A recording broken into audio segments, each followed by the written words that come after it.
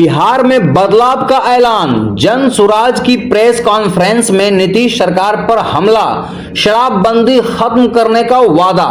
जी हां, पूर्णिया के मधुबनी स्थित पूर्व सांसद उदय सिंह के आवास पर जन सुराज पार्टी द्वारा आयोजित एक प्रेस कॉन्फ्रेंस में राज्य की मौजूदा सरकार पर तीखा हमला बोला गया।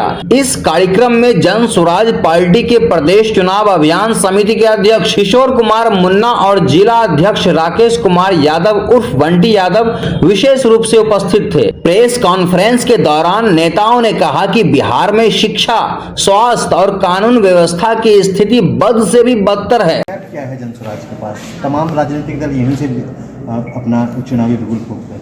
आपको याद होगा कि प्रशांत किशोर जी जब 2 अक्टूबर 2022 को भितरवा से अपनी यात्रा शुरू किए थे तो उन्होंने स्पष्ट कहा था 6 महीने के बाद, बल्कि 4 महीने के बाद ही, कि भाई इस राज्य में 8400 पंचायत है।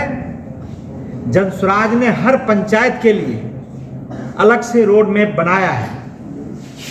उनका स्पष्ट मानना है किसी के जीतने से, किसी के हारने से समाज नहीं बन सकता है।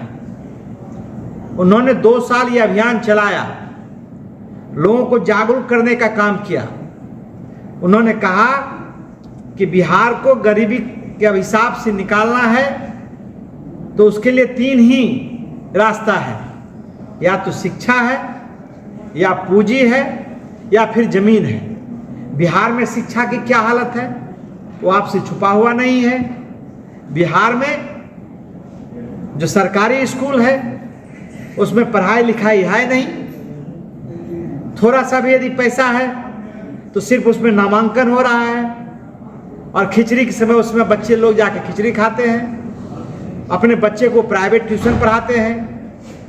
क्योंकि यहाँ उतना कॉलेज है नहीं तो उसको सरकारी महाविद्यालय और विश्वविद्यालय ही भेजना पड़ता है, तो वहाँ सिर्फ डिग्री बट रही है।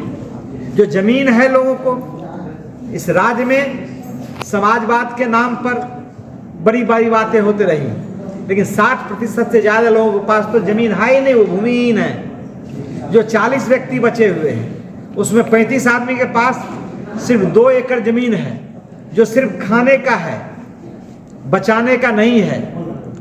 5% के पास मात्र जमीन है। जो पूंजी है, आपको मालूम है कि बिहार का जो साख दर है, बैंक में जो हम पैसा जमा करते हैं, यदि 100 रुपया जमा करते हैं तो मात्र 40 रुपया CD रेशियो दर जिसको कहते हैं। सरकार सिर्फ 40 रुपया हमारे ऊपर खर्चा करती है। दूसरे प्रदेश में यहाँ का पैसा चला जाता है। गुजरात 100 रुपया पैसा, गुजरात में 100 रुपया जमा होता है तो 90 रुपया, 100 रुपया, 200 रुपया तक खर्चा कर सकता है। वो पैसा कहाँ से जाता है? वो पैसा बिहार जैसे राज्य से ही जाता है। और आपको मालूम होना चाहिए कि 26 साल से बिहार में प्रत्येक साल लगभग 2,60,000 करोड़ रुपया बिहार का पूंजी दूसरे जगह चला जाता है।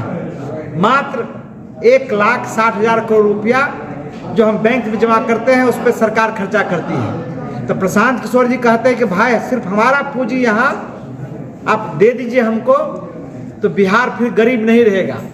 इतना शिक्षा हो, जिस राज्य को बदहाल बना के रखा हो, गरीबी में जीने के लिए विवश किया हो।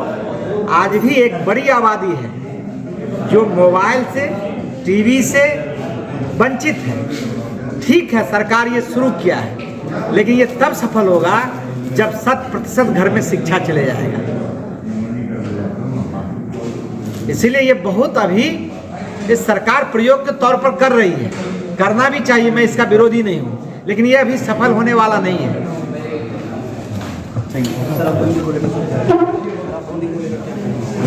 शराबबंदी को लेकर तो प्रशांत किशोर जी ने कह दिया है, कल भी उन्होंने कहा है, कई बड़े चैनल पर कहा है, जनसुराज आएगा तो 1 घंटे के अंदर शराबबंदी को खोल दिया जाएगा। ये इसीलिए कह रहे हैं कि किसी कानून से आप ऐसे चीज को रोक नहीं सकते हैं।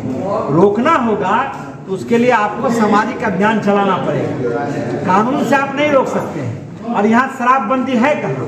शराबबंदी सिर्फ नीतीश के कानून में उनके नीतीश के प्रशासन के द्वारा ये एक झूठा उसको आडंबर कर सकते हैं। नीतीश के प्रशासन के जितने लोग हैं सब लोग इस शराबबंदी का एक समानांतर माफियागिरी तैयार हो गया है, एक बड़ा व्यवस्था खड़ा हो गया है, उसमें सभी लोग इसमें लगे हुए हैं और राज्य को इससे 25,000 करोड़ से ज़्यादा नुकसान भी हो रहा है और घर घर शराब भी मिल रहा है और घर घर शराब बंटवाने में इसी नीतीश के पुलिस और प्रशासन के लोग लगे हुए हैं और जनता दल यू के और भाजपा के लोग उसमें लगे हुए हैं। वक्फ बोर्ड पर अभी पूरा मारामारी चल रही है।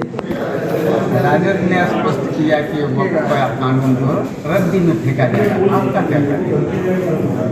भाई प्रशांत किशोर जी सबसे पहले अपना इस पर स्टैंड